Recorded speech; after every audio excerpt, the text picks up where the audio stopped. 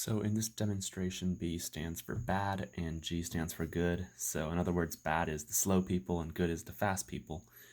So if you split it up evenly within the bracket and you have the bad and the good go against each other, the good will always win because this is typing. And like Ella said, this isn't basketball. You're not just going to pull a huge upset. So we can pretty much guarantee that whenever a bad goes against a good will win.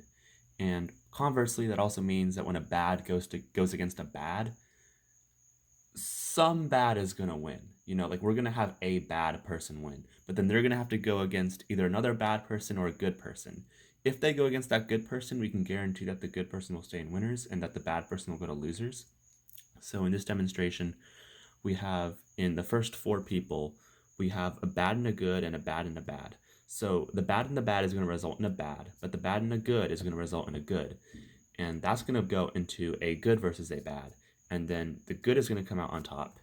For the people 5 through 8, which is these third and fourth pairings right here, a bad going against a bad twice will result in a bad versus bad, which will then go into a bad. So now we have good versus bad, and that's going to cancel out into a good. So that's the top half of bracket. Bottom half of bracket right here is going to be a bad and a bad, a bad and a bad, a bad and a bad and a bad and a good. So basically everything cancels out to being bad except for the very end right here in the third round where you have a good and a bad. That's going to cancel out into a good. And at this point, let's pretend like these were the only people in the tournament. At this point, it would be a finals matchup between a good and a good. At that point, that just goes into a good. So you'll notice that the best of the best players were put on opposite sides of the bracket, so they would eventually meet in finals without having to worry about losers bracket. Sometimes, obviously, you're going to have really close in skill people, whether they both be considered good or bad, and they will go into the losers bracket, but then that's the wonder of a losers bracket because then they can redeem themselves.